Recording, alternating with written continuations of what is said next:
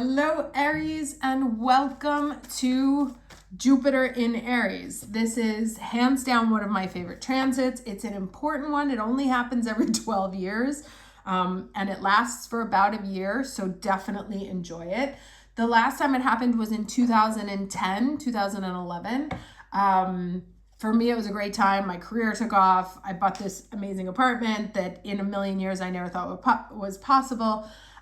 So it's really a time of sort of reaping what the good things that you have coming to you.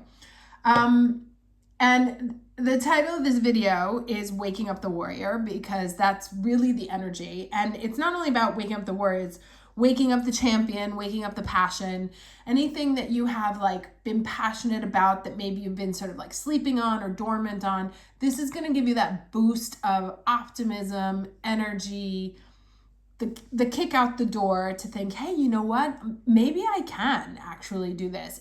And first we've had, as I did also in like 2010, there's a period of figuring out exactly what you want before that comes beforehand. And that's been our stagnation period, right? The restructuring from within. What do I actually want?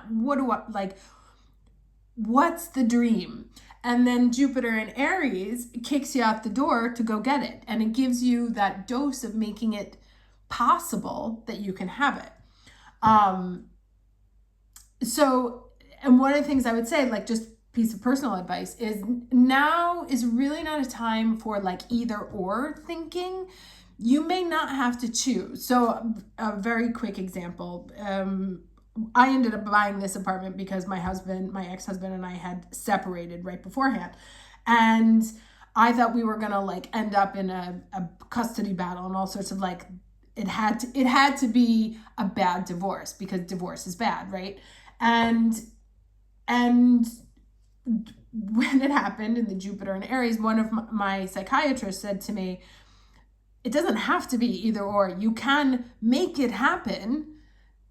Like if that's your wish to have a peaceful divorce, then all you have to do is choose peace at every single time, right? That anything that you want, you can make happen. You just have to put the energy of your energy behind that choice. And so that's really what happens now. We figure out what it is that we want, and then Jupiter gives us the optimism to believe that we can actually make it happen. Now, how this may show up for other people, because obviously it's going to be different for us. It's in our first solar house. So this is really waking up our essence of who we are. For other people, it will show up differently depending on their houses, but it's going to wake up the warrior within everyone else as well. So anyone who has perhaps been standing on the sidelines, not willing to go to battle for something that they believe in, is now going to, like that drunk courage, the liquid courage. This is the liquid courage that people need to get out the door and go fight for what they want, whatever that is, right? And so I expect it to be a little bit exciting in the news for a while, because we will be seeing passions and championism abound in everybody. And too much. So that was the other, like in the reading over the weekend, which is like, yes, go for it, but keep your head about you, right? Do not jump into the vat of molten lava before double checking, is it molten lava or is it something that I should jump into? So not blind optimism, smart optimism. Think about what you want, go get it smartly. Okay, can I get the overall energy for Aries? Too many. For this Jupiter and Aries transit, overall energy for Aries for this Jupiter and Aries transit. Okay, very nice. Expansion, right? And that is the word that they always associate with Jupiter. So it is a time of expansion, right? Of getting what you want, of the universe blowing like good luck on you, but it also manifesting, because you can see there's the two different layers there. There's the divine layer and then there's the 3D layer. But bringing in this fire, you see she's got that like manifestation power coming from the hands. And this showed up also in that soulmate card that we had over the weekend, talking about you know, manifesting from your energetic centers, which comes from the first place. In order to do that, in order to send out that manifestation energy, you have to first know what you want, right? And that's why you see she's kind of like holding the earth in there. Like what is the earth to you? And I don't mean in the sense of like planet Earth. I mean, what is your world? What world do you hold in your hands? And then how do we use that certainty of what we want to then make it happen? Because Jupiter loves to give you what you want, but famous words of that song, can't get what you want until you know what you want. I think it was Jackson Brown. All right, let's get the challenge energy. What will be the challenge for Aries during this Jupiter and Aries period?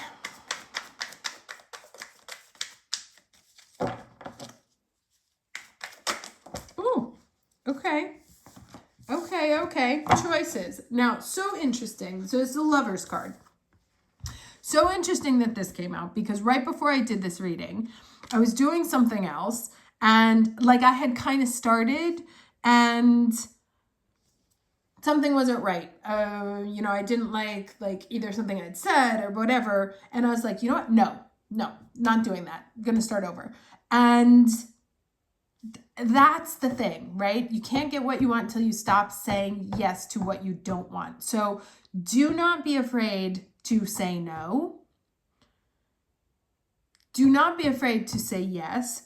Be conscious of the consequences. That's the only thing, because that's where Jupiter and Aries can get us all into trouble, is that we don't consider the consequences of our actions. And this Lover's card is all about, you know, the fall of Eden. You make a choice, but then things happen, right? No such thing as wrong choices. They are both viable. A yes is a viable choice. Did we think through? A no is a viable choice. Did we think through? And accept and own the responsibility for those choices, right? You don't want to play that, and the victim card fell out before there. You don't want to play the victim of, oh, well, you know, the universe hates me, or like I did that and it didn't go the way I planned, so everything's bad. This is a time to own your choices, know your choice, have it thought through, own the decision that you make, and then, you know, embrace what comes from that. Let's get the lesson. But it's not a time of kind of going into things wishy-washy, because the universe is like, Jupiter is going to give you whatever you're putting out there. So if you're putting out negativity, you're going to get a shit ton of that back. If you're putting out things that you're not entirely convinced about, it's like, well, I hate this job, but I'm just going to stay here, then that's what you're going to get a lot more of. So at the same time, it's not like, oh, here's this wonderful love relationship. You know, I'm so excited about having a relationship, and here's this married guy who lives in another country, or married woman who lives in another country. That seems like a good idea. No, you know, you will get a lot of whatever you put out there. Make sure you're putting good stuff out there. Can I get the lesson? Okay. Yes, Isis, magic manifesting. You will get what you ask for. Be careful what you wish for. So this is your dreams, vision, and goals are becoming a reality. Stay focused, which also means, going back to the reading over the weekend that we saw, don't have the thoughts going in 19 different ways, right? This is not the time for nervous energy or manifesting in 80,000 directions. Clear, focused. What do I want? How do I get it? And then once you do, it's one of those things like, I think it was Marshall McLuhan who said it, like, you take one step towards the gods and they take 10 steps towards you. That's Jupiter, right? Take one step, he'll come in with the rest. Let's do this deck.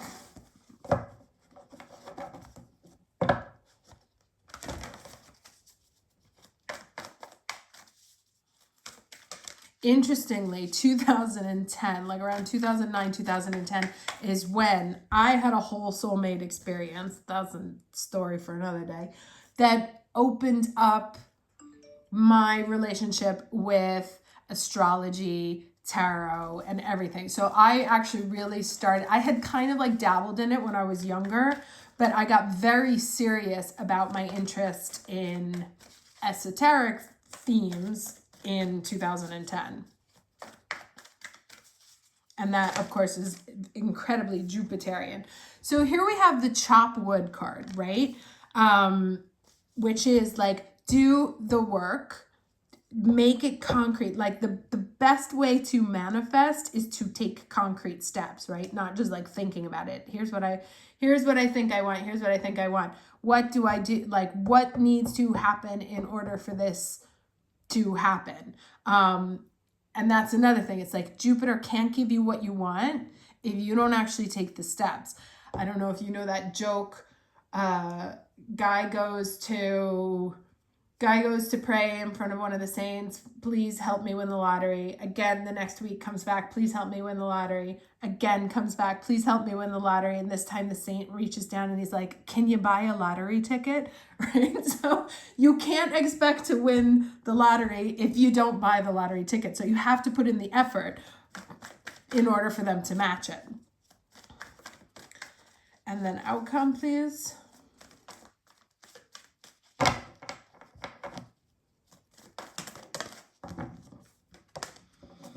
Okay, flexible in reverse. Now let's see what this means.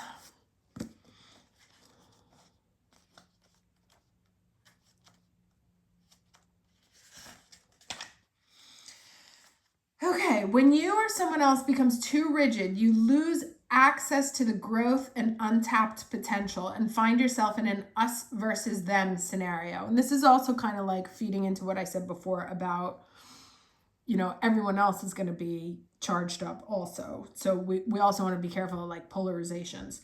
Loosen up, open your mind and heart, and see if a more flexible approach feels better. Rigidity will set you up for a fight when there are only losers and no winners.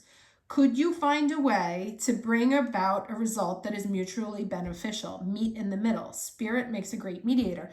I remember, so this must be why I told that story about my divorce, right? Because I was so expecting like an us versus them situation. Like we were going to be on opposite sides. And what we found was, as long as we both put our daughter first, that we were able to have very peaceful conversations. When it was like, you're a dick, no, you're an asshole, like back and forth, those conversations disintegrated very quickly. When we were like, what is the best thing for Isabel? We and to this day, it's the strategy that we continue to use, because obviously as people we're very different, otherwise we wouldn't have divorced. But the thing that allows us to be level-headed is putting something else above ourselves here. So when you find yourselves in very polarizing situations, like what you want and what the other person want are complete in opposition, what's the third thing? And this is just like an added message here on top of your magic manifesting. What's the third thing in between you that you both care about more, that can help you to take a step back from your positions, right? And will ultimately help you both get what it is that you want. And Jupiter will give you that sort of optimism to find the common ground, or find the common passion, the common thing that everybody cares about.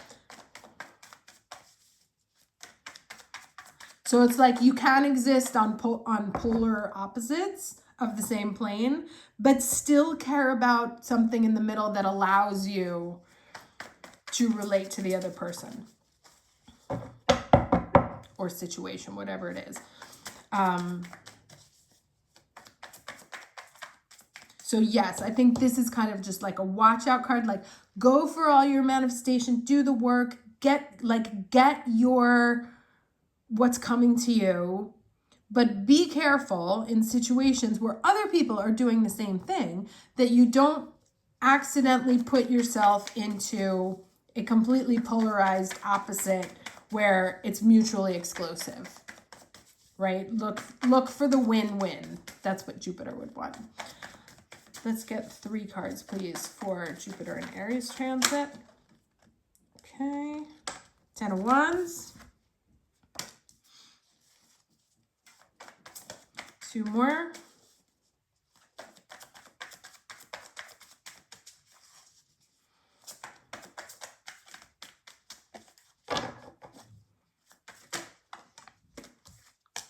Interesting. 9 of Wands.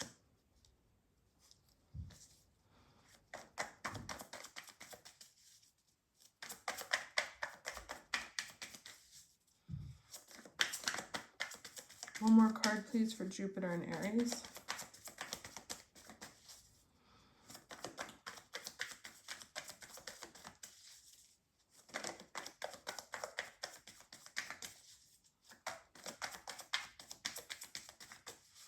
One more card, please, for Jupiter and Aries. Okay, interesting. I did not see these cards coming. All right, so we have the 10 of Wands, the 9 of Wands, and then the Tower. And I'm going to clarify the Tower here. So this is kind of what I said, right? This has the potential to be, Jupiter in Aries has the potential, especially with Mars in Aries, to be very explosive, because everyone is going to feel supercharged to keep fighting.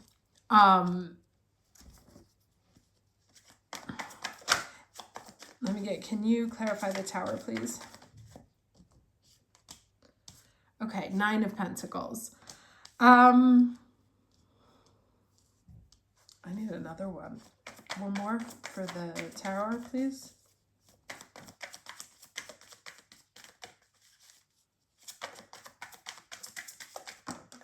No. Okay, all right. Really interesting cards here.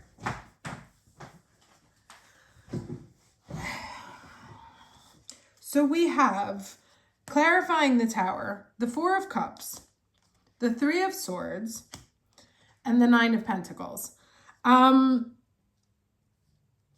Okay, so like I said, very explosive. People willing to go to battle, putting in the work. And there's like kind of a mixed bag of blessings here. We have a 3, a 4, and a 9. So, okay, so some sort of situation, obviously, that causes heartbreak. Can be separations similar to that. Now, we have these 3 here, right? And then an offer comes in that obviously the 4 he's not interested in that because he's still whining over the 4 or whining over the 3. And then a 9 of Pentacles. So there's definitely a process here. And it comes out on top, but it's kind of like, so there's a loss, obviously. The 10 goes to the 9, the 10, and then we have the 2 9s, right? Fighting for what makes you feel abundant. Through that process, there may be some unexpected changes. You have to walk away from things that you don't want to get what you do want. And there may be a moment of, I have to think that this is like where we're coming out of now, you know, kind of like 3, 4, March and April.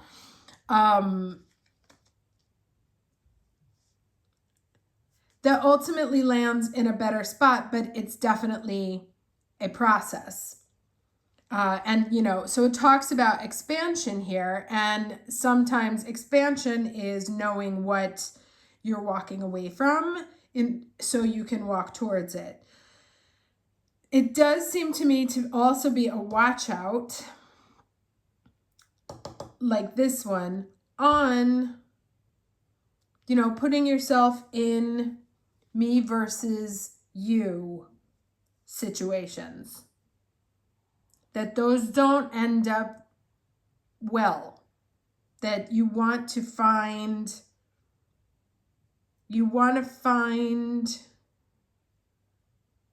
the win-win solution. I also have to look at this as like,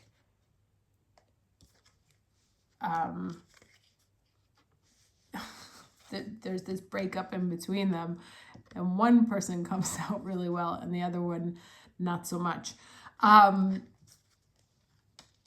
So, you know, there could be some divorces, some separations. One person may have the upper hand and have to deal with the other person who is, you know, feeling down and dejected. And that's kind of like where this comes in, and where this comes in.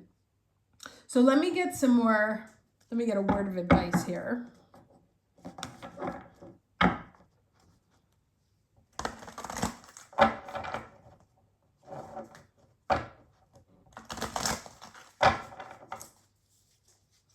I also like the sentence that's coming into my mind right now is like, win the battle magnanimously.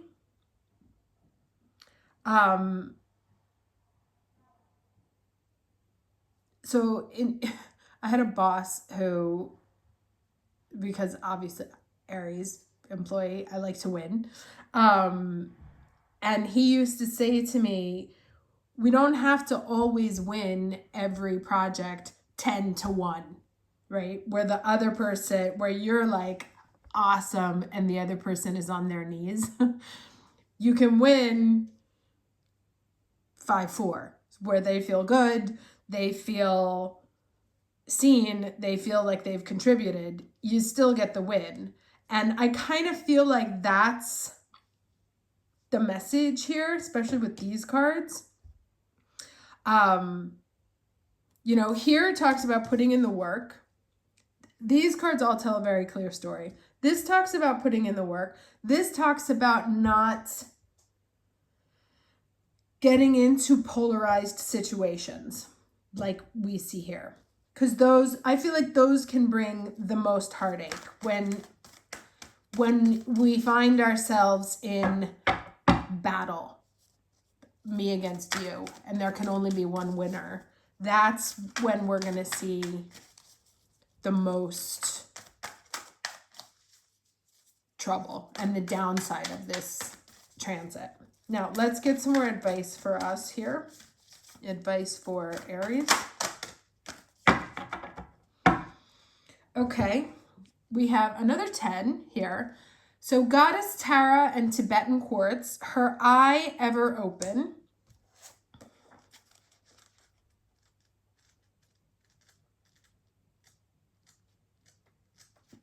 Okay, and it says, we bring you the empowerment of her eye ever open.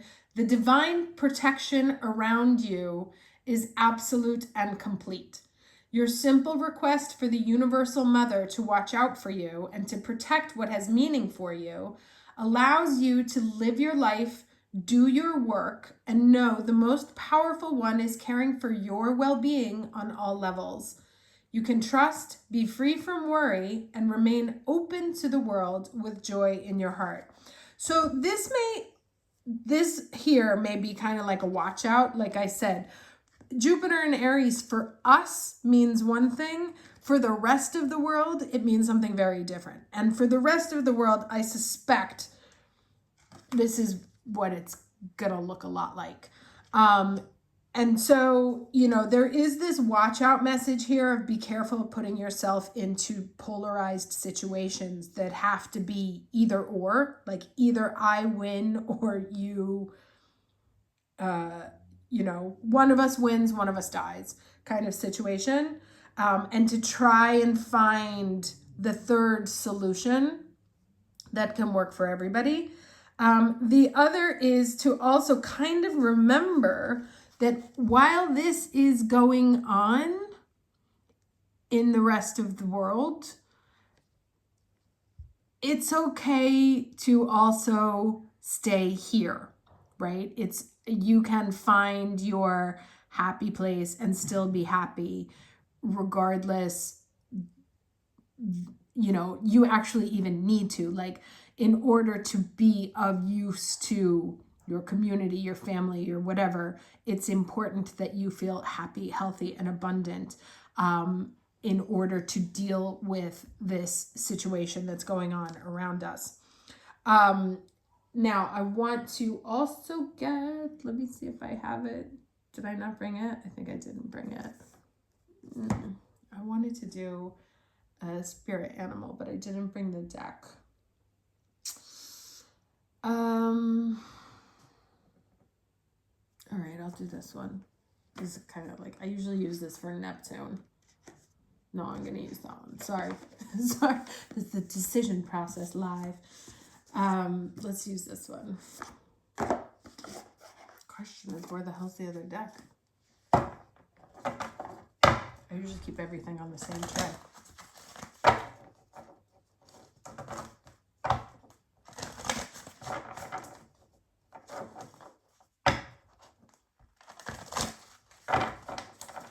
Okay. These are cute. They're just a little bit basic. So let's see. One final parting piece of advice for Jupiter and Aries. Goodness. Okay. All right. So retreat. Become a clear channel and trust the divine plan, right? And, that's kind of like this thing here, right? The retreat. Become a clear channel. That's what I said. Like, you kind of need to stay in your best space in order to be of use to the people around you. And,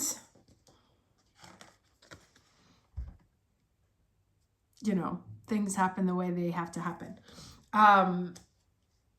But I kind of also feel like this is don't feel bad if things are going good for you and they're not for the people around you. You don't need to feel bad about it, but do stay in that space, right? This malleable, I'm listening. Because I'm in a happy, healthy, centered space, I'm able to listen to you better as to what you need, as to what needs to happen to get you to take that cup, right? And it's going to be hard work. So yeah, it looks so another mixed bag of a year coming up, but either way, very, very good vibes. Remember again that you have this magic manifesting ability right now. You are protected. We got that with this also. So do the work you're here to do. Even if it seems basic, even if it seems like, that's the other thing, is that your contribution to the battle that's clearly happening here is through even small gestures, because this is like, I don't know if I'm not sure you've heard it somewhere. There's a guy sitting there, sees people moving rocks. What are you doing? Ask the first guy, what are you doing? I'm moving rocks. Ask the second guy, what are you doing? I'm going to work. Ask the third guy, what are you doing? And he says, I'm building a cathedral, right? That no task on your passion crusade is too small, as long as you are contributing to the bigger picture, or to your ideal, to whatever it is that you have at your heart. Okay. I'm just going to cut that out there because it's getting long enough. Enjoy Jupiter in Aries. Be ready to wake up that warrior. Be ready to wake up the passion. Be ready to get your expansion. Be ready to go to battle for what you believe in, but also be ready to find common ground. Okay? Take care. Talk to you next time. Ciao.